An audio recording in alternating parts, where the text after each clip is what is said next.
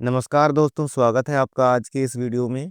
आज मैं आपके लिए लेकर आया हूँ ओ लेवल के चौथे पेपर की अगली प्रैक्टिकल क्लास। और इस क्लास में मैं आपको बताऊंगा पुश बटन का यूज़ करना। तो पुश बटन को यूज़ करने के लिए सबसे पहले तो आपको चाहिए होगा एक आर्डिनो बोर्ड। आर्डिनो बोर्ड को ले लेने के बाद अब हम यहाँ पर एक लेंगे पुश बटन। और पुश बटन में आप देख पा रहे होंगे कि टोटल यहाँ पर 4 पिन्स दी गई हैं। तो इसको कनेक्ट करने के लिए हम सबसे पहले एक यहाँ पर रजिस्टर लेंगे और इस रजिस्टर की रेजिस्टेंस को यहाँ पर सेट कर देंगे 10 किलो ओम। ठीक है, यानी कि 10 किलो ओम का यहाँ पर आपको एक रजिस्टर लेना है। अब इसके बाद यहाँ पर आपको इस रजिस्टर को इस पॉइंट से कनेक्ट करा देना है। कनेक्ट कराने के बाद अब यहाँ से आपको एक ग्राउंड पिन निकाल के लानी है और इस ग्राउंड पिन को कनेक्ट करा देना है इस रजिस्टर से। और इसका कलर आपको चेंज करा के ब्लैक कर देना है। कलर चेंज कराना कंपलसरी नहीं है, लेकिन कनेक्शन आपको अलग अलग दिखाई दे इसलिए कलर को चेंज कराना भी जरूरी है। ठीक है, अब यहाँ पर बच रहा है दूसरा पॉइंट और इस वाले पिन को आपको कनेक्ट कराना है 5 वोल्ट के पावर से, यानी कि 5 वोल्ट की पिन से। तो यहाँ पर आप आर्डिनो बोर्ड में देख सकते हो इस जगह पर 5 वोल्ट पिन दी गई है। तो इस 5 वोल्ट पिन को हम कनेक्ट करा देंगे यहाँ पर। तो यहाँ से हम वायर एक निकाल के लाते हैं और यहाँ पर ये जो 5 वोल्ट दिया गया है इस 5 वोल्ट से कनेक्ट करा देते हैं। और इसमें भी वायर का कलर हम यहाँ पर चेंज किए दे रहे हैं। अब इसके बाद यहाँ पर एक वायर और बच रही है, वो है ये। इसको यहाँ से आपको सिग्नल रिसीव कराने हैं। इस वाली वायर से आपको सिग्नल रिसीव कराने हैं। तो इसको आप डिजिटल पिन में से किसी भी पिन से जोड़ सकते हो सिग्नल्स को रिसीव कराने के लिए, क्योंकि जब ये बटन दबाई जाएगी तब ये बटन एक सिग्नल रिलीज करेगी और उन सिग्नल्स को रिसीव करने के लिए आपको एक डिजिटल पिन यूज करनी है। तो आप यहाँ से किसी भी डिजिटल पिन से इन सिग्नलों को रिसीव कर सकते हो। तो ये देख सकते हैं आप कि इसका कनेक्शन हो चुका है। इसकी वायर का कलर भी हम थोड़ा सा चेंज कर देते हैं।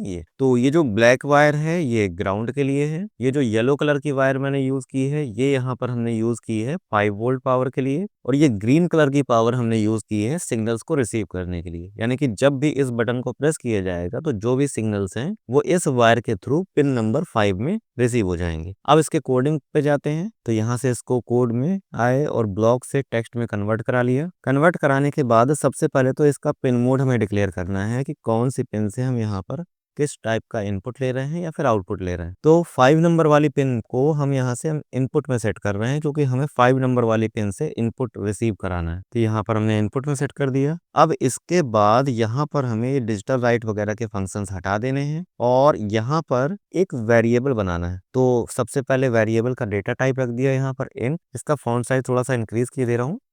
वेरिएबल का डेटा टाइप यहाँ पर कर दिया है इंट और अब वेरिएबल का नाम रख दिया हमने वैल्यू। और अब हम इसमें असाइन कराएंगे एक फंक्शन, जिस फंक्शन की मदद से हम इस बटन से आने वाली वैल्यू को VAL नाम के वेरिएबल में स्टोर करा देंगे। तो यहाँ पर हम फंक्शन लिखेंगे digital read. Digital read function लगा देने के बाद अब आपको ब्रैकेट ऑन ऑफ करना है और सेमी कॉलन लगा देना है। और फिर यहाँ पर आपको उस पिन नंबर को डिक्लेयर करना है जिस पिन नंबर से आप यहाँ पर डेटा लेने वाले हो। फिर इसके बाद यहाँ पर चेक भी करना होगा आपको कि क्या इस वेरिएबल में वैल्यू आ भी रही है या नहीं आ रही बटन को प्रेस करने के लिए। तब हमें ज़रूरत पड़ेगी इस सीरियल मॉनिटर की। तो इस सीरियल मॉनिटर को एक्टिवेट करने के लिए सबसे पहले तो आपको वॉइड सेटअप के ब्लॉक के अंदर एक फंक्शन लगाना होगा जिसका नाम है serial dot begin. Serial dot begin लगा देने के बाद आपको इसके ब्रैकेट के अंदर 9600 एक फिक्स वैल्यू प्रोवाइड कर देनी है, जिससे आपका ये जो सीरियल मॉनिटर है ये प्रोग्राम रनिंग के दौरान एक्टिवेट हो जाएगा। अब इसके बाद इस सीरियल मॉनिटर में आपको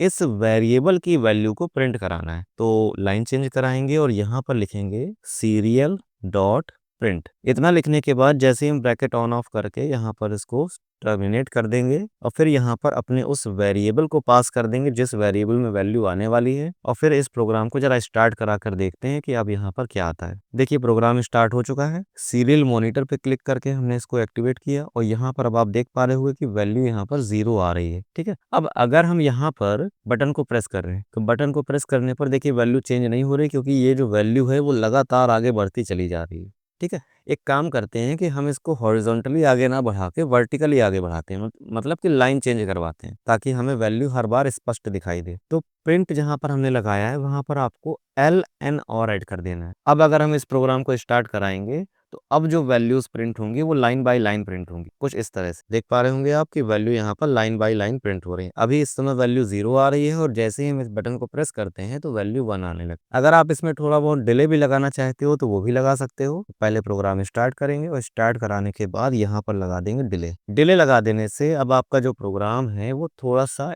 कम स्पीड में चलेगा। तो यहाँ पर 200 मिली सेकेंड्स का डिले लगा दिया है। अब इसको कराते हैं स्टार्ट। ये देखिए जैसे हमने बटन को प्रेस किया तो अब थोड़े से धीरे धीरे नंबर्स आगे बढ़ रहे हैं। ठीक है, तो यहाँ पर ये स्पीड इसकी सही है। अब यहाँ पर आपने देखिए बटन का कनेक्शन देख लिया। आपने ये भी चेक कर लिया कि जब हम बटन पे प्रेस करते हैं, मतलब बटन पे जब हम क्लिक करते हैं तो वैल्यू 1 आने लगती है, और जब हम बटन पे क्लिक नहीं करते, मतलब बटन छोड़ देते हैं, तो वैल्यू 0 होने लगती है। तो अब इस वैल्यू के आधार पर ही हम एक एलईडी यहाँ पर कनेक्ट कराएंगे और फिर उसको जलाएंगे। पहले कनेक्शन कर लेते हैं। एक एलईडी यहाँ पर ली, एलईडी लेने के बाद एक रजिस्टर लिया और रजिस्टर को यहाँ पर 220 ओम में सेट कर दिया, 220 और यहाँ से ओम सेट कर दिया। अब इसके बाद इस रजिस्टर को हमने जोड़ दिया पिन नंबर 8 से, और यहाँ से इसको ग्राउंड में कनेक्ट करा देंगे। यहाँ से इसको ग्राउंड में कनेक्ट करा देंगे कैथोड पिन को। रजिस्टर को हमने देखिए यहाँ पर जोड़ दिया है पिन नंबर 8 में, और कैथोड को हम पिन कनेक्ट करा देंगे ग्राउंड से, और फिर 8 नंबर वाली पिन से जो हमने रजिस्टर जोड़ा हुआ है उसको हम यहाँ